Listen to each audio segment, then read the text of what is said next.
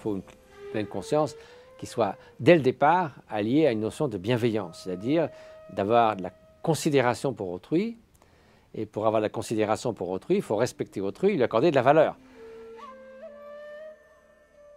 Ça veut dire finalement ne pas se laisser emporter par une réaction en chaîne de nos émotions. Ça veut dire faire une petite pause qui en fait élargit l'esprit, calme l'esprit et nous permet d'avoir un meilleur jugement, un jugement plus posé et aussi une relation humaine qui n'est pas fondée sur les soubresauts des émotions et des réactions qui souvent nous font regretter ce qu'on a dit ou ce qu'on a fait ou les décisions qu'on a prises. Dès qu'ils se prêtent au jeu, et souvent ils le font volontiers, ils s'aperçoivent d'une part, au lieu de... Ils ont peur que, si vous voulez, d'abord ça leur prenne du temps, ensuite leur performance soit diminuée, alors que c'est tout le contraire. Avoir un plus grand espace intérieur qui naît avec cette pleine conscience bienveillante, avec le calme, une certaine ouverture, agrandissement de nos perceptions, ça permet, ils disent tous, un meilleur jugement et de meilleures relations humaines. Et qu'est-ce qu'on peut souhaiter de plus dans une entreprise qu'il y ait davantage d'harmonie, de communication? C'était en fait, si vous voulez, une spirale vertueuse. À mesure que vous êtes vous-même plus bienveillant, les autres le ressentent de façon réciproque, et ça crée un véritable esprit d'équipe qui n'est pas uniquement basé sur la compétition et la performance, et ce qui est très délétère pour l'esprit d'entreprise et qui mène à l'épuisement émotionnel, au burn-out ou à la fatigue professionnelle, où on ne se sent pas à l'aise dans ce qu'on fait à chaque instant. On sait que les entreprises où il fait bon vivre prospèrent beaucoup mieux. Ça a été étudié maintes et maintes fois, il n'y a absolument pas de question. On sait aussi que l'entreprise où règne la coopération au sein de l'entreprise par rapport à la compétition sont également plus florissantes. Il vaut mieux donner un bonus collectif qu'un bonus individuel. Toutes sortes de choses comme ça. Donc ça, si vous voulez, ça va dans ce sens-là. Donc là, il faut avoir une certaine pleine conscience de ce qu'on fait et de la bienveillance. Donc il faut une économie du care où on prenne en considération toutes ces dimensions humaines, environnementales, etc.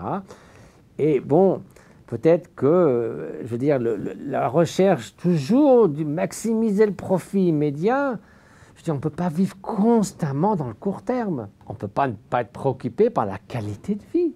Si un pays est le plus puissant, le plus riche et tout le monde est malheureux, à quoi bon?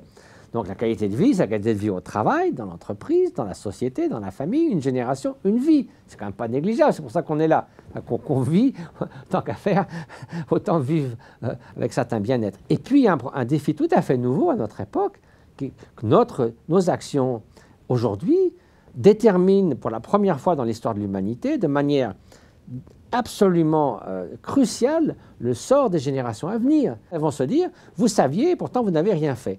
Donc là, il y a une responsabilité accrue et qui nous surprend un peu parce que ce n'est pas les comptes à la fin de l'année, ce n'est même pas la qualité de vie sociale, c'est aussi ceux qui vont nous succéder. Alors si on se dit, après nous le déluge, c'est comme si avant de mourir, vous brûliez votre maison pour ne laisser rien à vos enfants. Donc c'est absolument éthiquement inacceptable. Donc il faut un concept qui soit le fil d'Ariane pour relier ces trois échelles de temps et ces trois façons de voir les choses et de parler et de communiquer.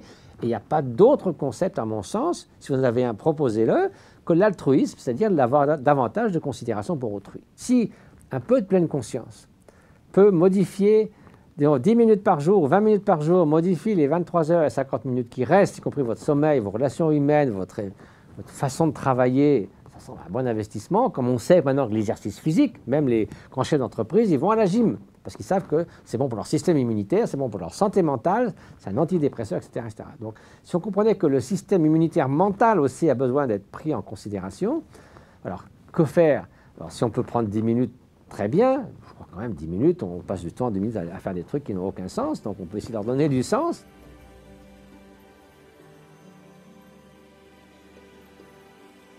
On peut le faire à 10 secondes toutes les heures.